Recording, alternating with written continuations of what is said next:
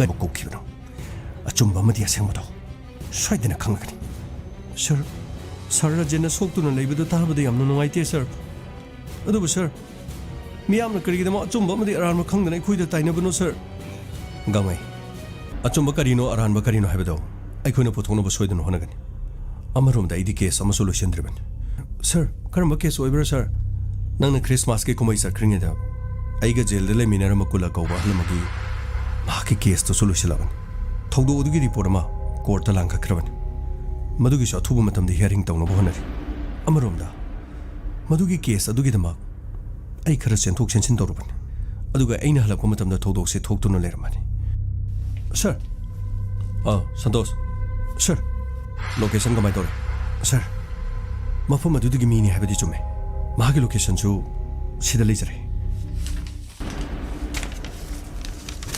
ꯁꯤꯗ ꯂꯩꯔꯦ ꯁꯔ ꯍꯥꯏꯔꯤꯕ ꯑꯦꯔꯤꯌꯥ ꯑꯗꯨꯗꯒꯤ ꯄꯪꯂꯥꯞ ꯂꯥꯞꯇꯨꯅ ꯂꯩ ꯊꯣꯛꯂꯤꯕ ꯊꯧꯗꯣꯛ ꯑꯗꯨ ꯇꯁꯦꯡꯅꯃꯛꯀꯤ ꯑꯁꯦꯡꯕ ꯂꯣꯏꯅ ꯈꯪꯒꯅꯤ ꯒꯨꯗ ꯑꯗꯨ ꯑꯣꯏꯔꯕꯗꯤ ꯊꯧꯗꯣꯛ ꯑꯗꯨ ꯃꯃꯤꯠꯅ ꯃꯍꯥꯛꯁꯨ ꯎꯔꯝꯕ ꯌꯥꯏ ꯀꯅꯥꯅ ꯃꯔꯨ ꯑꯣꯏꯅ ꯊꯧꯗꯣꯛ ꯑꯗꯨꯗ ꯆꯦꯟꯅꯈꯤꯕꯒꯦ ꯑꯗꯨꯒ ꯀꯅꯥꯅ ꯄꯥꯡꯊꯣꯛꯄꯅ ꯍꯥꯏꯕꯗꯣ ꯃꯍꯥꯛꯀꯤ ꯃꯆꯤꯟꯗꯒꯤ ꯁꯣꯏꯗꯅ ꯈꯪꯒꯅꯤ ꯍꯧꯖꯤꯛ ꯂꯨꯔꯤꯕ ꯋꯥꯐꯝꯗꯤ ꯊꯧꯗꯣꯛ ꯑꯗꯨ ꯊꯣꯛꯈꯤꯕꯗꯨꯒꯤ ꯌꯥꯝꯗ꯭ꯔꯕꯗ ꯃꯤ 15ꯗꯒꯤꯅ ꯃꯤ 50 ꯐꯥꯎꯕꯗꯤ ꯄꯨꯊꯣꯛꯇꯕ ꯌꯥꯗꯦ ꯃꯔꯝꯗꯤ ꯃꯤꯌꯥꯝ ꯄꯨꯝꯅꯃꯛꯀꯤ ꯏꯍꯧꯅꯤ ꯑꯗꯨꯒ ꯃꯍꯥꯛꯅ ꯃꯤ 5-10 ꯃꯗꯨꯗꯒꯤ ꯍꯦꯟꯅ ꯇꯥꯛꯄ ꯉꯝꯗ꯭ꯔꯒꯗꯤ ꯀꯣꯔꯠꯇ ꯑꯩꯈꯣꯏꯅ ꯃꯤꯌꯥꯝ ꯑꯗꯨꯕꯨ ꯗꯟꯗꯤ ꯄꯤꯕ ꯌꯥꯔꯣꯏꯗꯧꯔꯤꯕꯅꯤ ꯃꯗꯨ ꯎꯠꯄ ꯉꯝꯗ꯭ꯔꯕꯗꯤ ꯊꯣꯛꯂꯤꯕ ꯊꯧꯗꯣꯛꯁꯦ ꯔꯥꯖꯦꯟꯒꯤ ꯃꯁꯥꯒꯤ ꯗꯥꯏꯇ ꯍꯥꯏꯕꯗꯨ ꯇꯥꯒꯗꯧꯔꯤꯕꯅꯤ ꯁꯔ ꯔꯥꯖꯦꯟꯒꯤ ꯐꯤꯕꯝꯁꯤꯕꯨ ꯈꯖꯤꯛꯇꯪ ꯐꯒꯠꯄꯒꯤ ꯄꯥꯎ ꯇꯥꯗ꯭ꯔꯤꯕ꯭ꯔꯥ ꯁꯔ ꯁꯟꯇꯣꯁ ꯃꯍꯥꯛ ꯒ꯭ꯌꯥꯟ ꯇꯥꯗꯕꯗꯤ ꯅꯠꯇꯦ ꯒ꯭ꯌꯥꯟꯗꯤ ꯇꯥꯔꯤ ꯑꯗꯨꯕꯨ ꯁꯣꯛꯂꯤꯕ ꯐꯤꯕꯝ ꯑꯗꯨꯅ ꯃꯍꯥꯛꯄꯨ ꯋꯥ ꯉꯥꯡꯍꯟꯗꯕꯅꯤ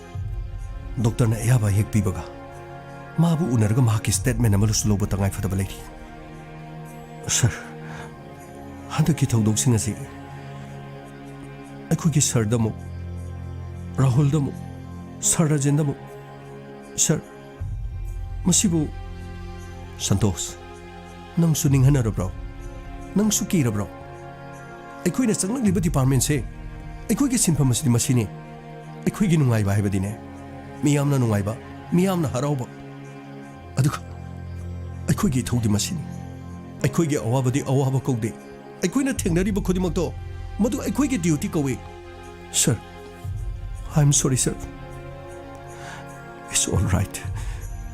Santos. Ngasidagi matam kharagi mamangda. Aigi punsi kannaba honabada Rahman na thawai thaki. Rahman gi imung manung dali horiba.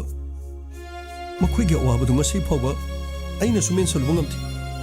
Si banumit phungkiba paisa kharaduna imung manung adu dali horiba Rahman gi machanopi. Mahali pigli ba masa singa do. Madubu mabuk thana chaba gam katra. Hingba ngamnaba honabada mahagi nupina karamba khongthang thanglamgani nupi amana mapuroiba leiringai mathumda kalakpa kanjauba phanayam leirabasu mina amatta mideng khana yengba ngamthi adubu mapuroiba haibadu leikhidrabadi nupi ado miyam punamang hanthaba miyengde yeng mapuroiba leitrabanina nama tare nama hanglagani mahaki ahangba mensinbigi natraga mahaku kanaga loinariba jana mahaki awatpadu kanana mensiliba jana aranba mideng ngata asumna wakal phattaba khaliba mising uditi kanana cherak piba ngamage asumna miyam punamake thamoida lamdam asida asumna laibak thirabi ke adi karamna hingani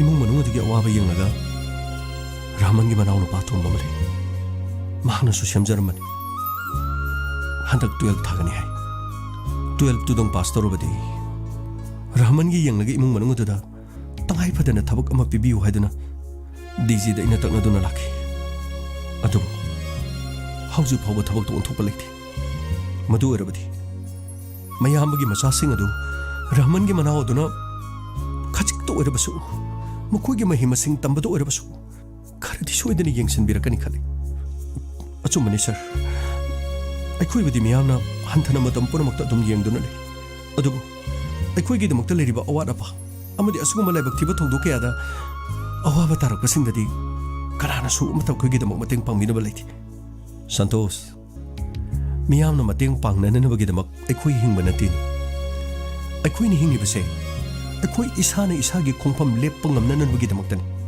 Meena मतेंग पांगलपा हाइबदुदी अइगी खुदोंग सुंचा चाद्रबा अदुबु मसागी खुदोंग चाद्रे खंगला फवावद मियाम खंगहंदना हिंगबा ngamliba makai hingliba mi singado makoigi awabadu miyam urakanda मीना मतेंग पांगलपदुनी ने मतेंग पांगबा हरिबसे अखोइना वारगा कनाना करिगी मतेंग पांगदोरी फरेसे अदुदी फरे खितंग ममसलपगा अखोइ फिजम लोइना सेकदबन अदुगा अखोइगी जिप्सी सिंग असे पुबा यादे अइगी गाड़ी अतोपदा ससे मफम अदुदु चलगा फोन तोरखिबा मियोइदो अखोइना फगन बोनसे सर माकी ममिंग सिदा लेरे सर अदुदी नखोइ सेम सादनो लेयो फगनिस असुमना नुमिदा वारम योक्सिलकिरम अमदी इंस्पेक्टर तयाई गांगमई संतोष अमदी राहुल इंस्पेक्टर तयाई की गाड़ी दा तोंग अंगांसा नो यारबा यारे सर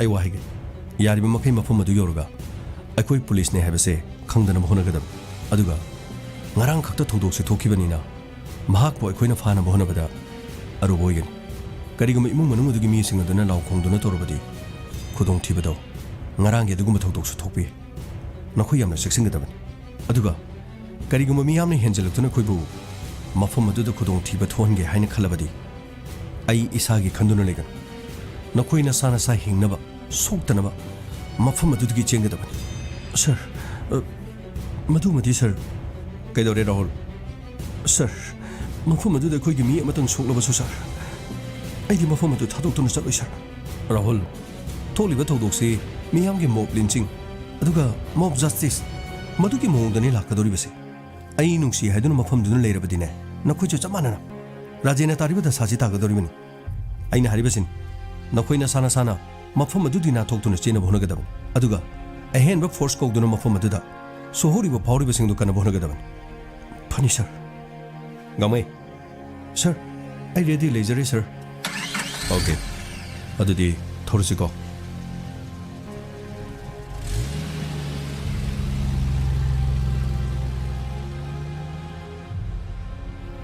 असुमना लोकेशन अदुगी मतुंगिना युम अदुगी मनाक्ता गाड़ी खांगखेरम मसिगी मतुंगदा इंस्पेक्टर तयाई कुमुकी नकोई सिदा लेरम संतोष सर लोकेशन की मतुंगिना फोन पारी में मिसी ममिंग करी सर सिमददी संजोय है सर संजोय ओके आई चुम्ब्रा चुम्दब्रा मी अतोपगी ममिंग लाइबदु येंगे ओ असिदा हलमले आई मंगोंदम ता हंगेको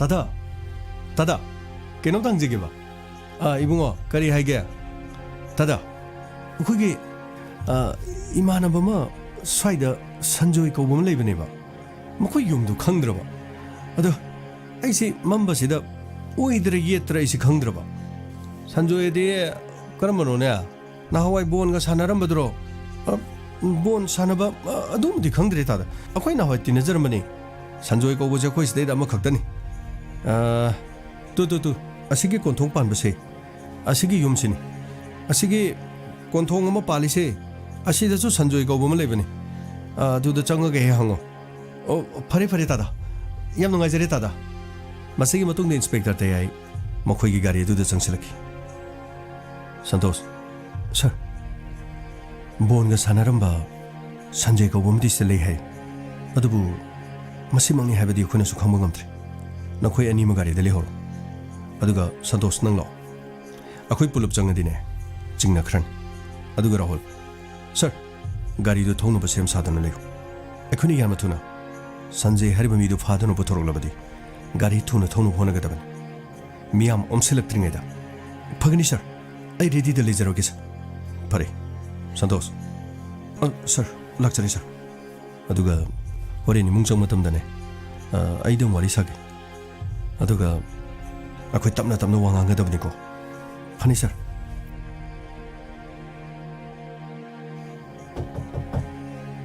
कैनोमतंग जगेबा मीगा लेब्रो अखोइ कैनोमतंग जगेबा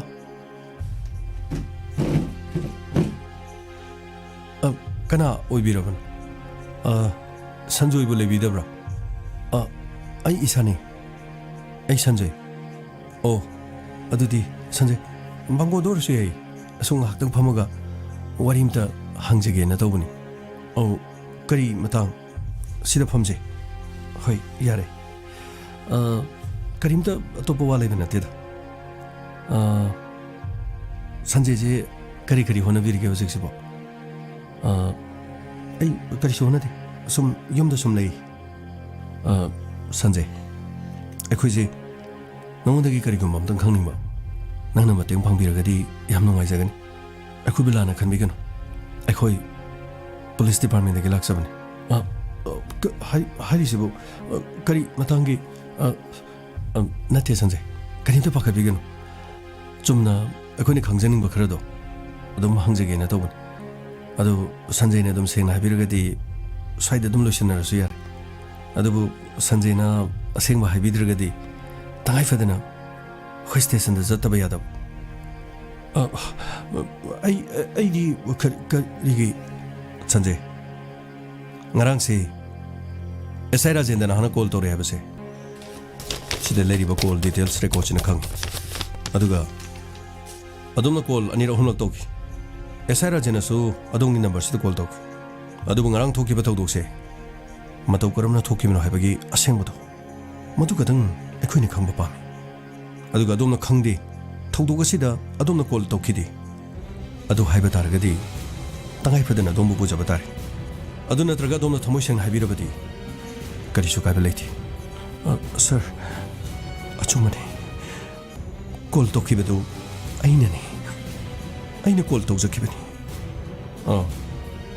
ꯑꯗꯨꯗꯤ ꯁꯟꯖꯩ ꯑꯗꯣꯝꯅ ꯀꯧꯈꯤ ꯍꯥꯏꯔꯕꯅꯤꯅ ꯊꯧꯗꯣꯛ ꯑꯗꯨꯗ ꯉꯔꯥꯡ ꯃꯔꯨꯑꯣꯏꯕ ꯔꯣꯜ ꯂꯧꯈꯤꯕ ꯃꯤꯁꯤꯡ ꯑꯗꯣ ꯑꯗꯨꯝ ꯂꯣꯏꯅ ꯈꯪꯕꯤꯒꯗ꯭ꯔꯥ ꯁꯔ ꯃꯤꯗꯨꯗꯤ ꯌꯥꯝꯕꯅꯤꯅ ꯑꯩ ꯂꯣꯏꯅꯃꯛꯇꯤ ꯈꯪꯗ꯭ꯔꯤ ꯂꯩꯀꯥꯏꯒꯤ ꯃꯤ ꯈꯨꯠ ꯊꯥꯗꯕ ꯑꯃꯠꯇ ꯌꯥꯎꯗꯦ ꯑꯗꯨꯕꯨ ꯁꯔ ꯊꯧꯗꯣꯛ ꯑꯗꯨꯗ ꯌꯥꯝꯅ ꯃꯔꯨꯑꯣꯏꯅ ꯔꯣꯜ ꯂꯧꯈꯤꯕ ꯃꯤ ꯈꯔꯗꯤ ꯑꯩ ꯂꯣꯏꯅ ꯈꯪꯖꯒꯅꯤ ꯐꯔꯦ ꯁꯟꯖꯩ ꯃꯗꯨꯃꯛꯅꯤ ꯑꯩꯈꯣꯏꯅ ꯄꯥꯝꯕꯁꯨ ꯌꯥꯔꯤꯕ ꯃꯈꯩ ꯊꯧꯗꯣꯛ ꯑꯗꯨꯗ ꯆꯦꯟꯅꯕꯅꯤ ꯍꯥꯏꯕ ꯃꯤ ꯈꯨꯗꯤꯡꯃꯛ ꯑꯗꯣꯝꯅ ꯊꯃꯣꯏ ꯁꯦꯡꯅ ꯑꯩꯈꯣꯏꯗ ꯋꯥꯐꯝꯁꯤꯡꯗꯣ ꯍꯥꯏꯕꯤꯌꯨ ꯃꯤ ꯃꯃꯤꯡꯁꯤꯡꯗꯣ ꯃꯁꯤꯒꯤ ꯆꯦ ꯑꯁꯤꯗ ꯌꯥꯔꯤꯕ ꯃꯈꯩ ꯏꯕꯤꯌꯨ ꯑꯗꯣꯝꯅ ꯈꯪꯂꯕꯗꯤ ꯃꯈꯣꯏꯒꯤ ꯑꯍꯜ ꯑꯃꯒꯤ ꯃꯃꯤꯡ ꯐꯥꯎꯕ ꯏꯕꯤꯌꯨ ꯐꯅꯤ ꯁꯔ ꯑꯩ ꯁꯣꯏꯗꯅ ꯏꯖꯒꯦ ꯑꯁꯨꯝꯅ ꯊꯧꯗꯣꯛ ꯑꯗꯨꯗ ꯆꯦꯟꯅꯔꯤꯕ ꯃꯤꯑꯣꯏ ꯈꯔꯒꯤ ꯃꯃꯤꯡ ꯁꯟꯖꯩꯅ ꯏꯈꯤꯔꯝꯃꯤ ꯃꯁꯤꯒꯤ ꯃꯇꯨꯡꯗ ꯏꯟꯁꯄꯦꯛꯇꯔ ꯇꯌꯥꯏꯅ ꯌꯥꯝ ꯅꯨꯡꯉꯥꯏꯔꯦ ꯁꯟꯖꯩ ꯑꯗꯨꯕꯨ ꯑꯩꯈꯣꯏꯅ ꯈꯪꯖꯅꯤꯡꯕ ꯑꯃꯗꯤ ꯏꯃꯨꯡ ꯑꯃ ꯗ꯭ꯔꯒ ꯂꯩ ꯍꯥꯏꯗꯨꯅ ꯐꯥꯕ ꯆꯪꯂꯨꯕ ꯏꯃꯨꯡ ꯃꯅꯨꯡ ꯑꯗꯣ ꯃꯈꯣꯏꯒꯤ ꯃꯤꯡ ꯌꯥꯎꯕꯤꯔꯕ꯭ꯔꯥ ꯁꯔ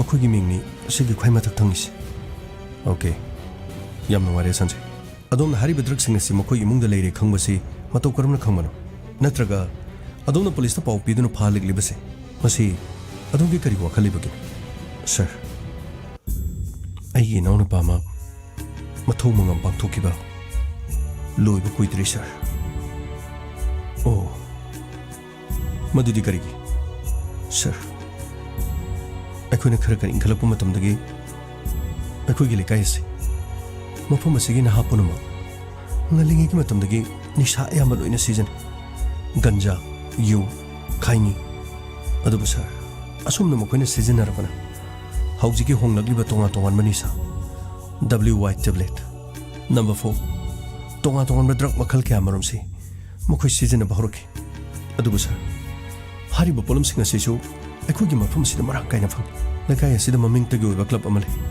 ꯑꯗꯨꯕꯨ ꯁꯔ ꯀ꯭ꯂꯕꯇ ꯌꯥꯎꯔꯤꯕ ꯃꯤꯁꯤꯡ ꯑꯗꯨꯁꯨ ꯑꯌꯥꯝꯕꯅ ꯀ꯭ꯂꯕ ꯇꯣꯛꯈ꯭ꯔꯒ ꯅꯤꯁꯥꯒꯤ ꯄꯥꯛꯇ ꯄꯨꯝꯅꯃꯛ ꯇꯥꯎꯈ꯭ꯔꯦ ꯁꯥꯟꯅꯕ ꯈꯣꯠꯅꯕ ꯇꯧꯗꯨꯅ ꯃꯁꯥ ꯃꯎ ꯐꯅ ꯂꯩꯔꯝꯕ ꯂꯝꯗꯝꯁꯤꯒꯤ ꯅꯍꯥ ꯄꯨꯝꯅꯃꯛ ꯑꯌꯥꯝꯕꯅ ꯅꯤꯁꯥꯗ ꯂꯣꯏꯅ ꯂꯥꯏꯆꯨꯈ꯭ꯔꯦ ꯃꯇꯝ ꯑꯃꯗ ꯑꯩꯁꯨ ꯕꯣꯜ ꯁꯥꯟꯅꯖꯔꯝ ꯑꯗꯨꯕꯨ ꯁꯔ ꯁꯤꯁꯤ ꯃꯤꯠ ꯁꯥꯟꯅꯅꯕ ꯍꯣꯠꯅꯕꯗ ꯀ꯭ꯂꯕ ꯑꯃꯒꯤ ꯃꯍꯨꯠ ꯁꯤꯟꯗꯨꯅ ꯕꯣꯜ ꯁꯥꯟꯅꯕ ꯊꯣꯛꯈꯤ ꯑꯗꯨꯕꯨ ꯁꯔ ꯈ꯭ꯋꯥꯡ ꯑꯁꯤꯗ ꯁꯣꯛꯈꯤꯕꯗꯒꯤ ꯉꯁꯤ ꯐꯥꯎꯕ ꯂꯥꯌꯦꯡꯕ ꯉꯝꯗꯅ ꯄꯨꯟꯁꯤꯗ ꯁꯤꯁꯤ ꯃꯤꯠ ꯑꯃꯨꯛꯇ ꯀꯥꯎꯗꯅ ꯁꯔ ꯕꯣꯜ ꯁꯥꯟꯅꯕ ꯄꯥꯝꯖꯈ꯭ꯔꯕ ꯁꯥꯟꯅꯔꯣꯏ ꯑꯃꯅ ꯌꯨꯝ ꯑꯁꯤꯗ ꯋꯥꯅ ꯈꯥꯡꯗꯨꯅ ꯂꯩꯈꯤ ꯁꯔ ꯑꯣ ꯑꯗꯨꯗꯤ ꯁꯟꯖꯩ ꯆꯠꯄ ꯈꯣꯠꯄꯗ ꯍꯣꯏ ꯁꯔ ꯑꯩ ꯆꯩꯁꯨ ꯑꯃ ꯄꯥꯏꯔꯕꯗꯤ ꯈꯔ ꯐꯖꯅ ꯑꯗꯨꯝ ꯆꯠꯄ ꯉꯝꯃꯤ ꯏꯃꯨꯡꯗꯒꯤꯅ ꯃꯥꯡꯒꯣꯜꯐꯥꯎ ꯊꯣꯛꯄꯁꯤ ꯅꯠꯇꯅ ꯑꯩꯗꯤ ꯆꯠꯄ ꯉꯝꯕꯒꯤ ꯄꯥꯡꯒꯜ ꯂꯩꯇ꯭ꯔꯦ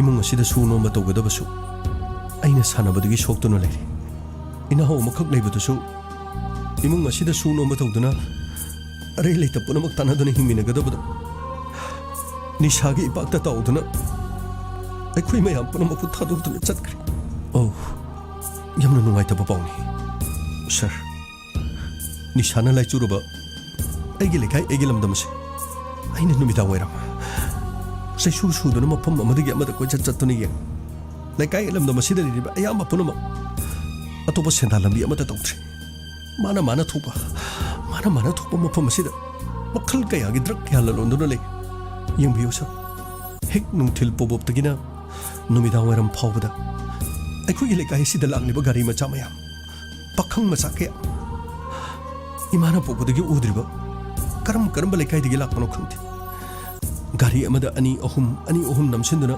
मफम असिदा लांगलिबा कयासे अैगे इमुंग फंगिबा अैगे इनाव लेखिदबगी अवाबसे मखोई इमुंगदुगी अहलमनसिंग अदुनसु मसासिंग अदुगी चैना सोइदना फंगदोरिबनि सा मसिन मरम ओइदुना मफम असिदा आइना यादबा असिगुमनि निसागी पोलम योलिबसिंग असे अैना फानदुना मखोइबु लेखा थानबा पामे मखोइबु लेखा थानबा पामे अदुबु सर अैना कौकिबा पुलिस के टीम अदु मखोइ खुदोंग थिबा थोसनो हाइदुना अैना कौकिबदि नथि मफम असिदा लेरिबा मियाम पुनमुना अमत्त ओइना ओमसिनखिदुना मखोइ खरना मानरगा हुरान बचंगने हाइदुना लाउकी खाम लुबा लेखाई अदुदा लेबा मी खरसु ओमसिनदुना मखोइना खनबा होरकी सर अैना इजरिबा ची असिदा ममिंग लोइना यावरबनि सर अदुगा सर मखासिदा अैगी नंबरसु इजरबनि अै करिमता चेलोइ सर हारिबा मीसिंग असिगे ममिंग मथा मखोइबु फागनबा अमदि मखोइगी लेखाई हंगलक्पा मतमदा सर अैना मतेंग सोइदना पांगनि सर अै सर की मतेंग सोइदना पांगनि सर ओ संजय अदुदि युम असिदा हुजि कना सर इमा सोनबी मगा अैगा लेरी sir O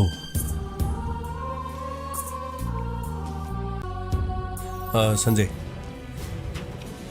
यामना नुंगारे ngasi na ka thenaba aduga mafam asida leriba siguma karba to basing ase maru phano muthana nanmagi dama nangi mateng khara logdoba yatre adubu yam luri ba pham de mafam asida drug yole haiba khoi khangaba su chap chana sangsilega phabi yaro dure amamam to oina makoi gi mari makong thi dolu matungda akhoina khangdoba yaro dure nangna sida iriba mi sing se masina lurabro sir machine लोब नत्रे मखोई फाब मखोई मचिंदगी मखोई तरा तरा की ममिंग थोलकनी सर फरे अदुदी नंगने इरिबसिंग मथक्ता लेरिबा मोहन हाइब्रा मानी सर मागी मुंदनेबा यामा करबा तोसे मानी सर अदुदी मखोईगिदी मचिमनाव कमाय तोबा सर मखोईगी मचिमनाव अनी ले अदुबु सर हारिबि मुंगसिसु मखोई करबा से चमाने फरे अदुदी मखोईगी मुंगी नंबर दि खंब्रो सर नंबर दि करिगिनो सर नंबर दु खंगदि नंबर दि बियो यामना कानरकन फरे सर आई इजरगे सिदा लेजरे नंबर से सिदा इजरबनी सर फरे याम नुंगारे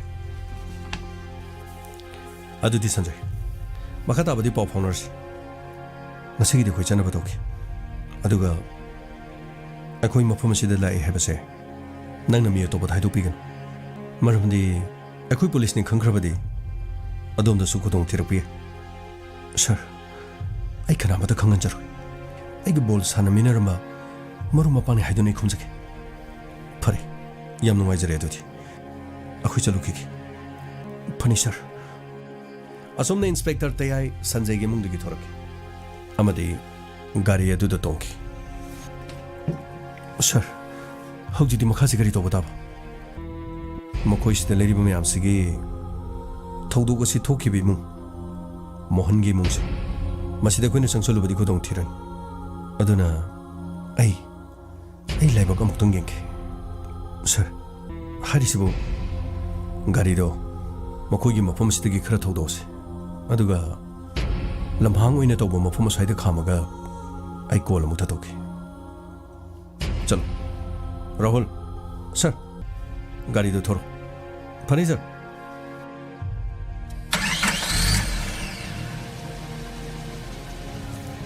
मसिगी मतुंगदा मोहन की नंबर दा इंस्पेक्टर तेना अतोप सिम अमना call तौखिरम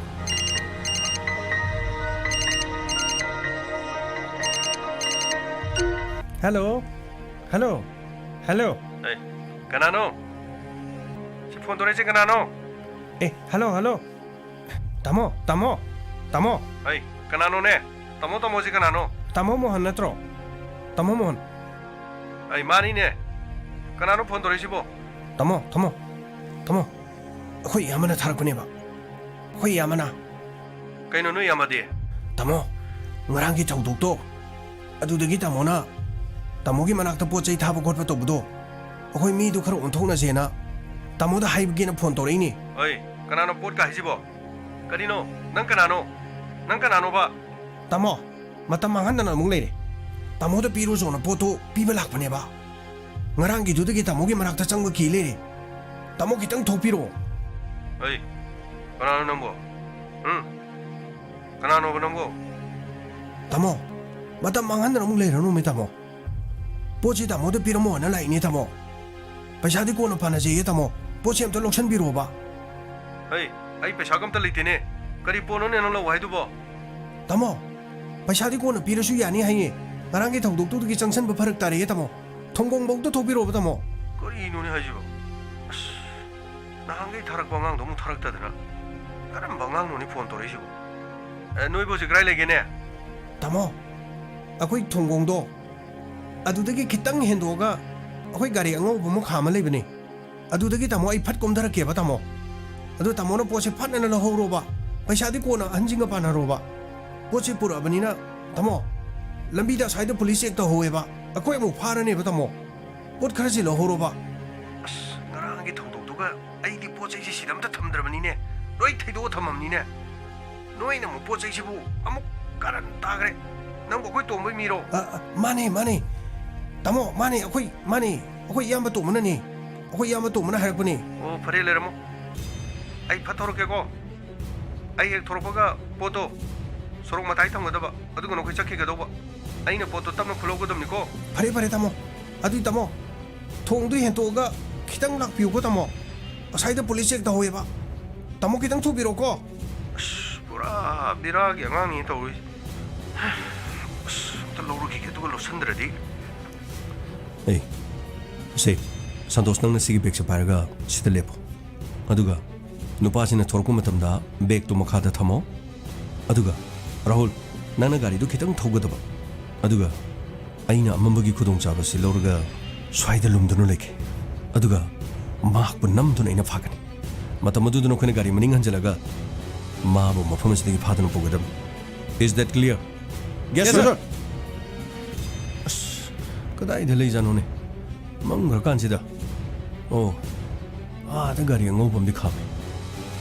Sargi to slice isu. Mai di am yaudrese. Oh, yare. Ngale. Mi mo udna. Oh. Atalere. तमो तमो बैग तो सीधा थमगे तमो Oi. Tomana tharak kudra. माने तमो बैग ची सीधा मगे कोई चक्रगे Oh, tamo. Ai khologe. Yare. Hoi. Lingan. Na kui kana. Ai, lingan. Hek lauda. Na thoi mangi ko. Na punchido hingamadi. Garimta lau kong beroi. Hey थौजो गाड़ी थौजो Kaklo. Santos. Sir. Ai. Machin chumin. Ai, lang. Chumit. Yo. Ai kui kana rai bado. Nongo do mai action attack. Ai kui na highway yadrabadi. Mapugi kuyada hainam leinam oina tinkre adu khangedra seu krai nangi phone poto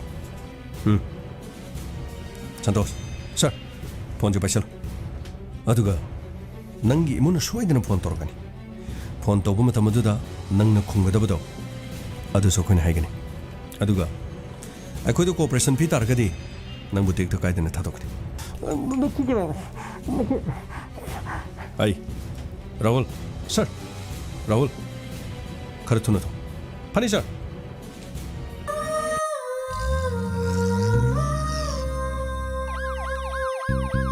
ꯂꯥꯛꯂꯦ ꯂꯥꯛꯂꯦ